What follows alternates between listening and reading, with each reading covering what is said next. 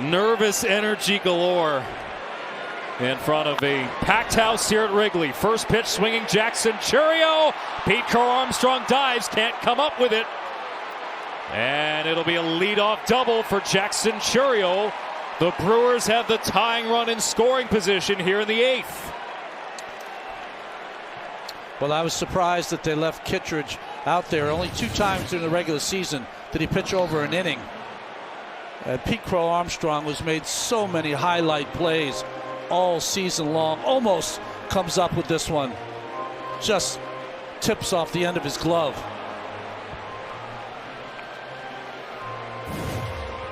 That'll be it for Andrew Kittredge. As the Cubs make a pitching change, the Brewers knocking on the door, looking to tie this game.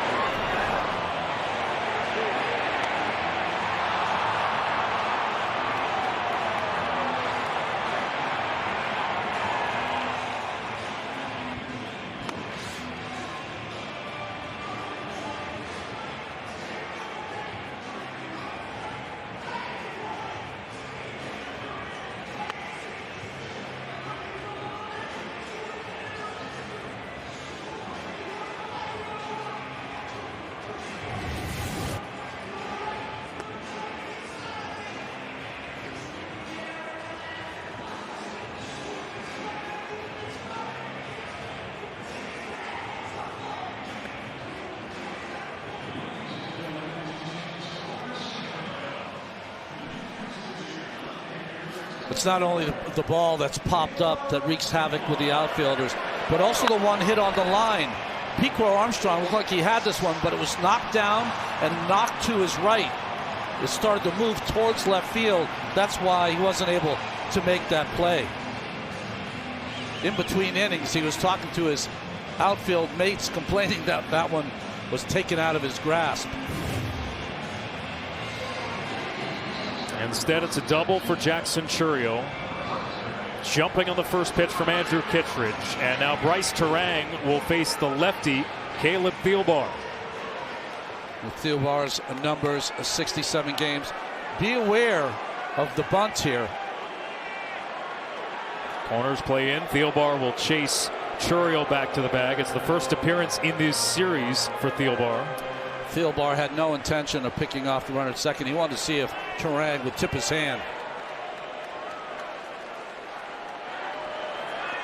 And Turang waves at the first pitch. A sweeper darting out of the zone. Turang does have decent reverse splits this year.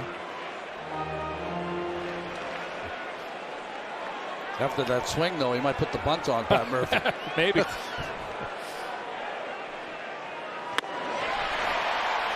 Can't do it anymore.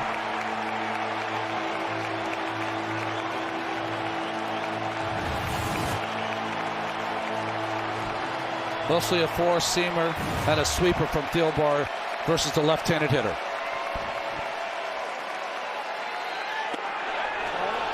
Didn't get the call. Where was that pitch? 95 right at the knees. Wow.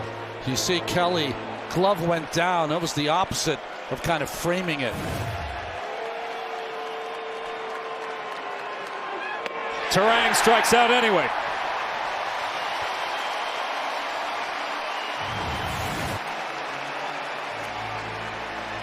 Well, good breaking ball there from Thielbar. So he gets the left-hander, but because you got to face 3 batters, he's got to go through Contreras as well. An uncomfortable at bat for Turang. But what will William Contreras do?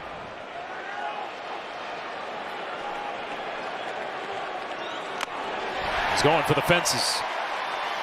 He had a go-ahead homer in game 2. Remember, Chourio barely got into second for that double because he's compromised by that bad hamstring. How hard can he run on a base hit? Oh, no.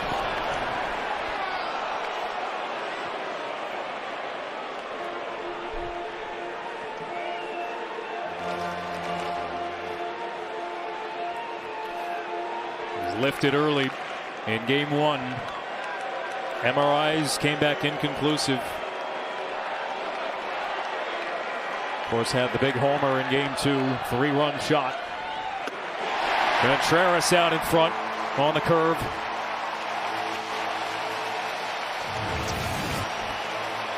Another good curveball there by Fieldbar. Horner's holding Chourio close to second. He doesn't need to do that with the bad hamstring. He should close that hold to his left. And the reason I say that is that with 2 strikes, Contreras has a real natural approach to hit the ball that way. Usually you'd have to play for the threat of Chourio on the bases. You don't now.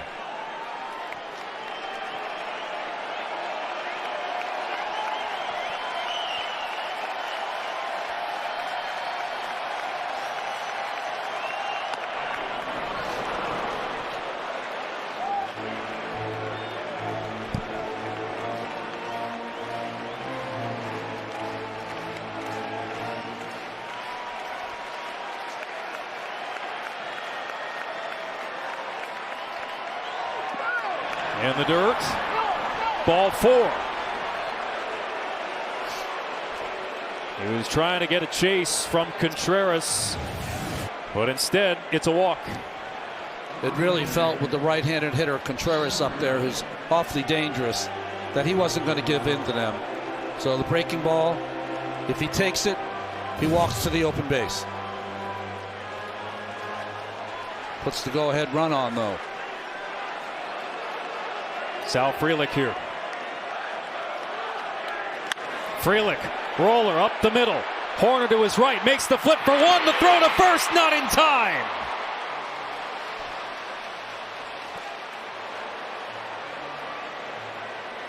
Frelick can fly, and he beats it out at first. I mean, there aren't many double play combos that can even make this close. Good job by Horner to get it to Swanson, the strong arm, but too much speed by Frelick.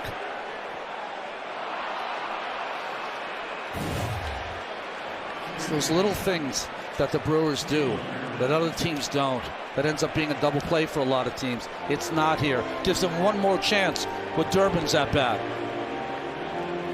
And of course, the Brewers have been so good in this series with 2 outs. That'll be it for Thielbar. He was going to face those 2 lefties sandwiched with Contreras in the middle. Now I believe it'll be Keller coming in. Indeed it will. Brad Keller, who hasn't appeared since a wild outing, nearly derailed the Cubs season. He'll come in now.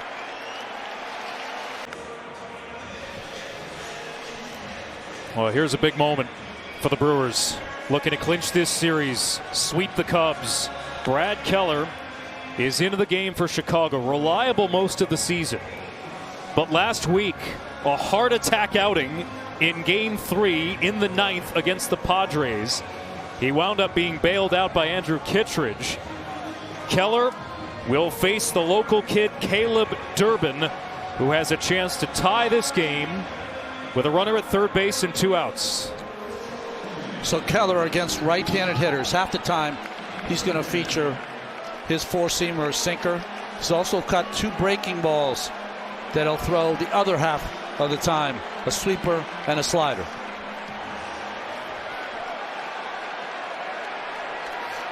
Runners at the corners, 2 out, top of the 8th in a 1-run game, and it's ball 1 to Caleb Durbin.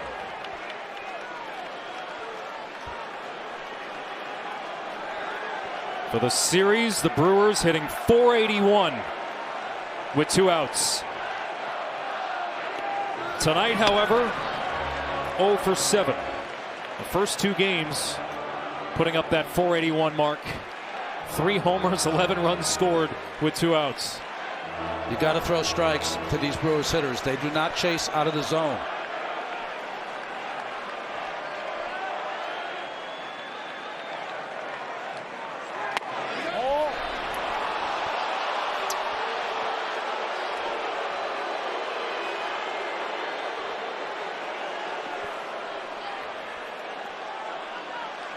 Another close pitch.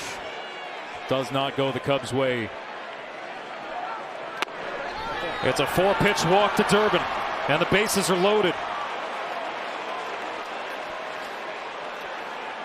For managers, the hardest thing to do is when you bring in a reliever and he walks the first hitter.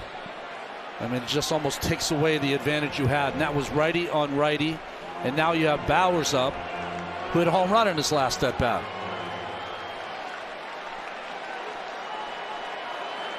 Two for 3 tonight. He's driven in 2 out of the 3 Milwaukee runs. And he calls time. The pitch thrown anyway. Will Little granting him time. Did he grant him time, or is it a ball? They haven't. Well, they put 1 ball on the scoreboard now. That was ball 1.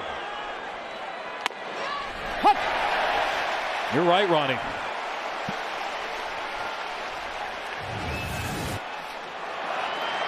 Tries to call for time. No time given. Couldn't throw it in the strike zone. Now he does. Remember, Keller is going from the windup. Very unusual for a reliever with the bases loaded. If he does give up a base hit, it ensures that 2 runners will score. No chance for your outfielders because of the big jump that Frelick will be able to get.